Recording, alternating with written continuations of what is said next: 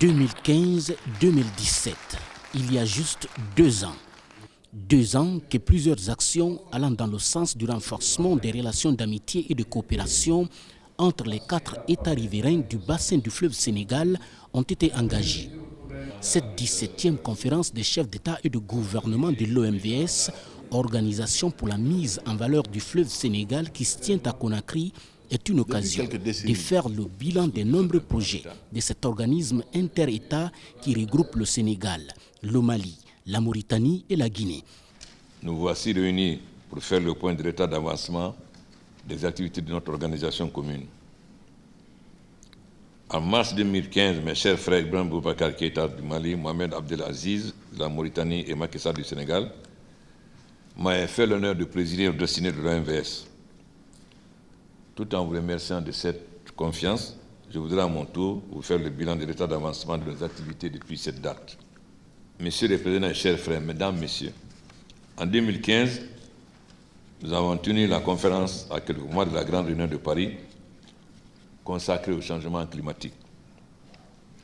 Nous avions fait une déclaration invitant les États membres de l'OMVS à soutenir le sommet de Paris et à davantage intégrer cette dimension nouvelle dans les projets et programmes.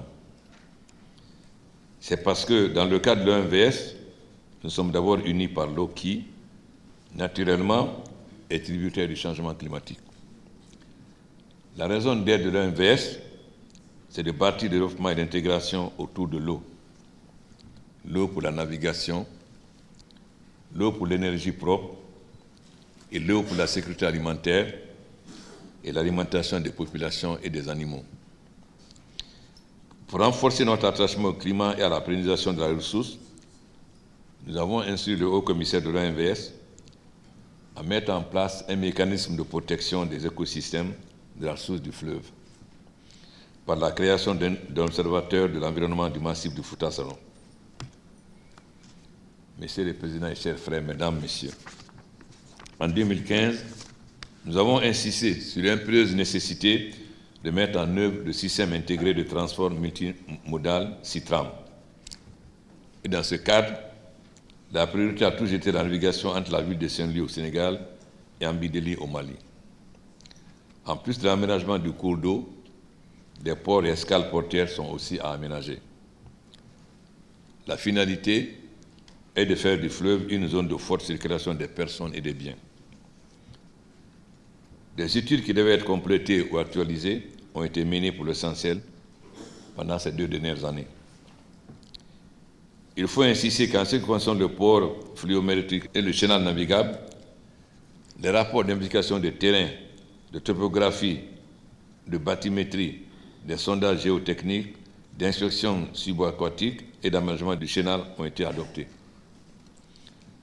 Les études d'impact environnemental et social, infrastructures portières et de l'aménagement du chenal, l'étude de réhabilitation et de coordination de l'écluse de diamants et celle de faisabilité économique sont entamées. C'est surtout avec l'appui de la Banque mondiale, à travers le projet Gestion intégrée des ressources en eau, que nous avons réussi à mener tant d'études. Les Pays-Bas ont aussi contribué à ce volet études du projet. Dans ce cadre, le protocole a été signé avec le partenaire stratégique indien soutenu avec Exim Bank pour mobiliser le financement nécessaire à cet important projet.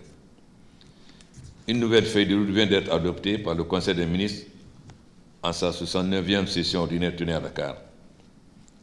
Nous comptons sur la mise en œuvre diligente de celle-ci, dont l'objectif est d'accélérer la mise en œuvre de la navigation. C'est pour moi l'occasion de vous remercier pour les appuis apportés à ce secteur stratégique et de notre programme de développement communautaire. Sur le plan énergétique, le président en exercice de la conférence des chefs d'État et de gouvernement de l'OMVS a évoqué plusieurs sujets, entre autres l'accélération du développement du barrage de Koukountamba, dont le schéma de financement de l'ouvrage a été revu, la réhabilitation et le renforcement du réseau de distribution de Manantali 2. Messieurs les présidents et chers frères, mesdames, messieurs, l'énergie a été toujours un secteur dynamique qui a fait l'objet des premiers investissements avec le barrage hydroélectrique de Manantali. En 2015, nous étions encore dubitatifs sur le déroulement normal des travaux de Gouina. de nombreux obstacles non moins complexes en constituaient le frein.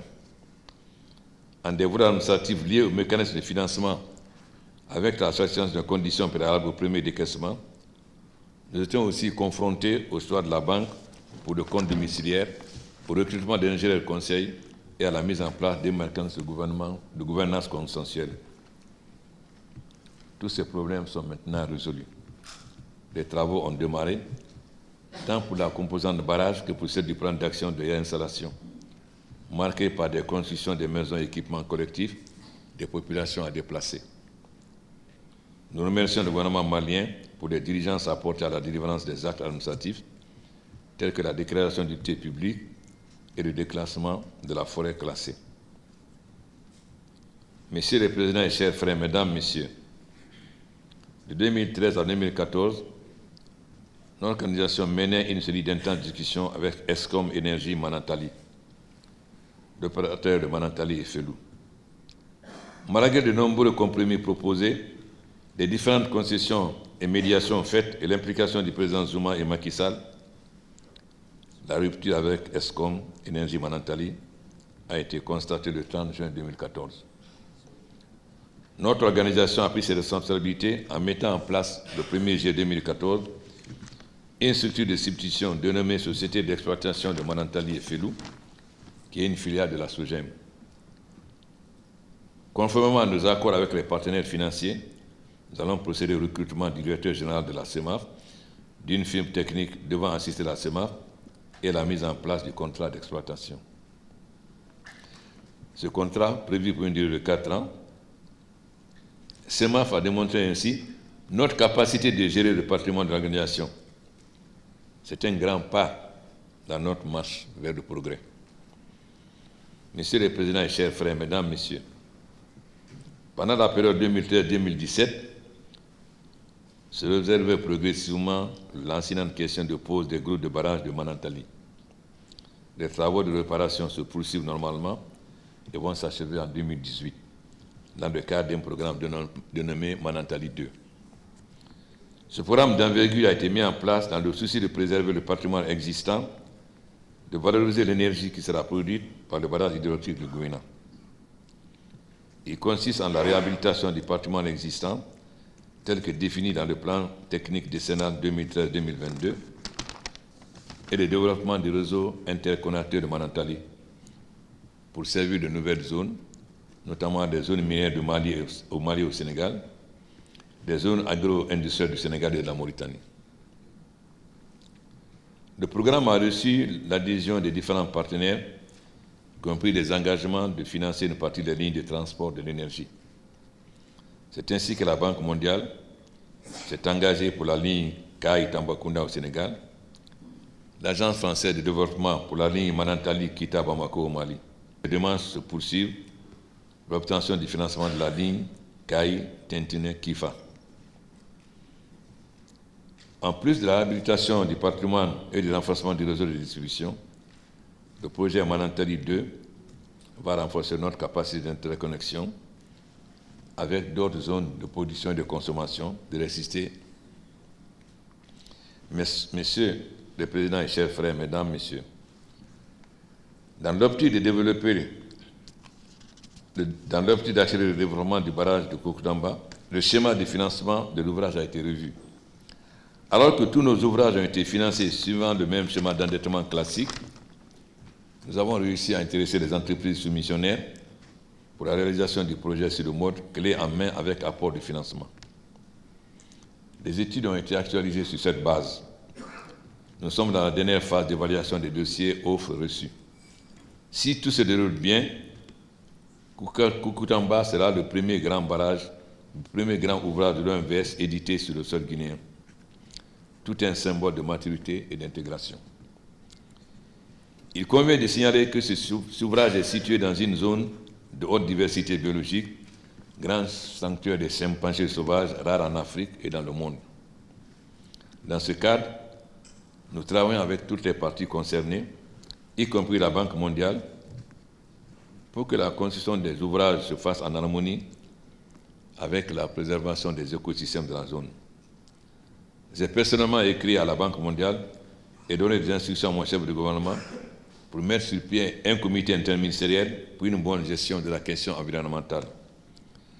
La démarche en cours conduira à la sauvegarde de ces espèces protégées sans compromettre la réalisation des ouvrages, puisque nous avons 3 ouvrages, Kukutamba, Boureya, Balassa, prévus dans la zone.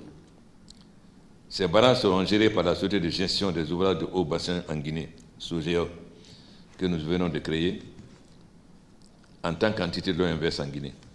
Tout un symbole d'intégration avec ce maillon marqué par le haut-commissaire à Dakar, la SOGEM à Bamako, la SOGED et la SOGENAV à Nouakchott, la SOGEO à Conakry. C'est l'intégration en marche. Pour le barrage de Gouroubassi, en plus de l'accord de principe de l'Agence française de développement, nous comptons toujours sur l'appui de la Banque africaine de développement qu'il a inscrit dans le programme prioritaire de développement des infrastructures en Afrique. La sécurité alimentaire est aussi un domaine important dans lequel l'Organisation pour la mise en valeur du fleuve Sénégal œuvre inlassablement pour ses États membres. L'actualisation du plan d'action régional pour l'amélioration des cultures irriguées a été lancée d'ailleurs ces 2 dernières années. Monsieur le Président et chers frères, Mesdames, Messieurs, notre organisation s'est toujours engagée dans la voie de la sécurité alimentaire pour ses États membres. Ces 2 dernières années, nous avons lancé l'actualisation du plan régional pour l'amélioration des cultures irriguées. Nous l'avons fait dans l'esprit d'intégrer dans ce document les nouvelles orientations de nos États respectifs et les nombreux programmes liés à la question de la sécurité alimentaire. Avant la fin de cette année, nous espérons avoir de nouveaux programmes issus des engagements des partenaires que nous allons convier à une table ronde dans le courant du second semestre 2017. Avec l'appui de la FAO, un programme cadre complémentaire est en cours d'exécution. Il aboutira à un document d'investissement dont l'élaboration sera achevée en fin 2018. Dans le cadre de la seconde phase du projet de gestion intégrée des ressources en eau, nous renforçons nos agences nationales dédiées à ce secteur. Direction nationale du génie rural en Guinée, Agence de développement rural du bassin du fleuve Sénégal au Mali, Société nationale d'aménagement rural en Mauritanie et Société d'aménagement et d'exploitation des terres de Delta au Sénégal. Tous les appuis à ce projet vont se matérialiser à travers le financement de programmes nationaux jugés prioritaires et à fort impact sur la sécurité alimentaire. Avec le même projet, nous apportons un appui quasi similaire aux directions nationales des pêches continentales pour mieux développer la production halieutique tout en renforçant les équipements et le niveau d'organisation du secteur de la pêche continentale.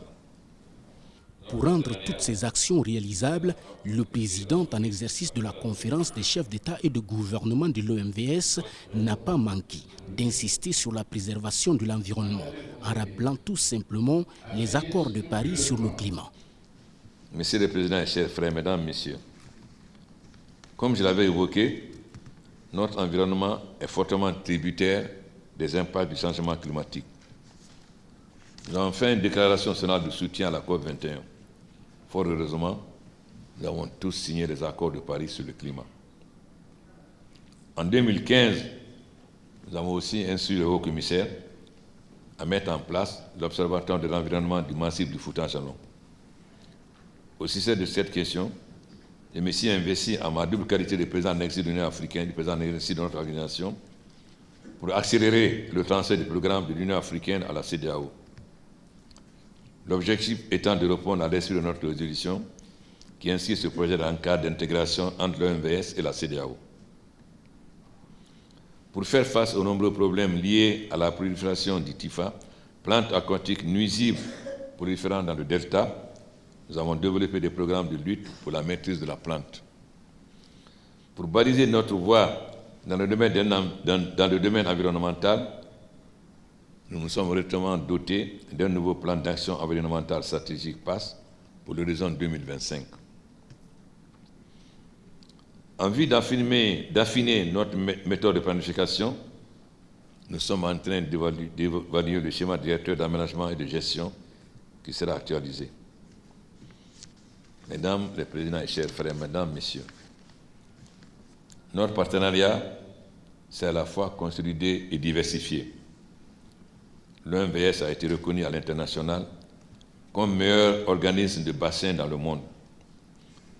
L'engagement exemplaire de notre organisation dans le dialogue du Nexus et de la paix pour l'eau est ainsi fortement magnifié. C'est là une consécration exceptionnelle pour laquelle vous me permettez d'adresser nos chaleureuses félicitations à notre Conseil des ministres et au commissaire de l'OMVS et à toute son équipe.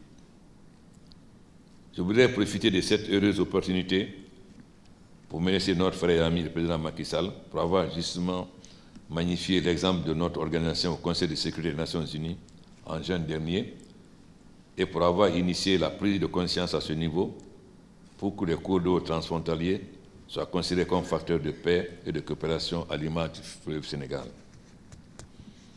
Monsieur le Président et chers frères, Mesdames, Messieurs, je voudrais porter à votre connaissance que parallèlement aux activités en cours, l'organisation, avec le soutien bienveillant du Conseil des ministres, a engagé des études pour moderniser son fonctionnement, mettre en place un système de financement autonome et préparer un programme ambitieux d'adaptation du bassin du fleuve au changement climatique. Dans la même dynamique, conscient des capacités d'endettement de nos États, une opportune réflexion est en cours pour pouvoir accélérer la réalisation de certains de nos ouvrages structurants en mode PPP.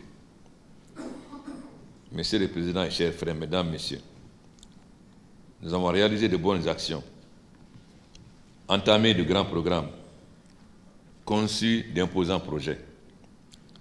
Nous sommes assurés qu'avec l'élan en cours, nous sommes convaincus que les conditions sont en voie d'être réunies pour aménager tous nos sites de barrages hydrauliques, naviguer en temps plein sur le fleuve, aménager et exploiter tout le potentiel cultivable et protéger l'environnement. La crédibilité de notre organisation et le soutien sans faille des petites autorités que nous sommes constituent un gage certain du succès. Monsieur le Président et chers frères, avant de terminer, vous me permettez d'adresser en notre nom à tous nos vives félicitations à notre Conseil des ministres, au commissaire, à l'ensemble du système OMVS, pour avoir œuvré de manière louable à la réputation et à la crédibilité de notre organisation. À vous, mes chers frères et amis, Président Ibrahima Boubacar Keïta, Président Mohamed Abdelaziz, Président Macky Sall, j'adresse ma grande reconnaissance du peuple de Guinée et des populations de l'OMVS pour avoir continué et de renforcer la voie de la coopération fraternelle et pacifique tracée par nos illustres dévanciers. Nous devons tous de poursuivre cette noble ambition au profit du bien-être de nos peuples, car, pour parapher Mandela, on peut aller vite en allant seul, mais on peut être plus sûr d'aller loin quand on chemine ensemble. L'OMVS, 4 États, une vision solidaire. La création de cet organisme inter-État résulte de la volonté d'appliquer une approche transfrontalière dans l'exploitation des ressources pour engager les investissements nécessaires, stimuler la croissance dans les pays, améliorer substantiellement les conditions de vie et garantir la paix et la stabilité sous-régionale.